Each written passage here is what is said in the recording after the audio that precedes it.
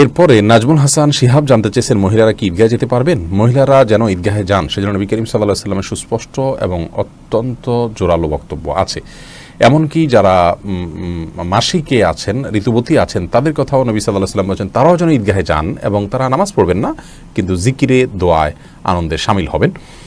আবার যাদের পর্দা করে যাওয়ার ব্যবস্থা নেই তাদেরকে বলা হয়েছে অন্যের পর্দার বা ওড়নার মধ্যে মাথা লুকিয়ে হলেও পর্দা করে তারা যেন যান। তার মানে নবী করিম সাল্লাল্লাহু আলাইহি ওয়াসাল্লাম মেয়েদেরকে আপনার ঈদগাহে যাওয়ার ব্যাপারে খুব বেশি উৎসাহ দিয়েছেন।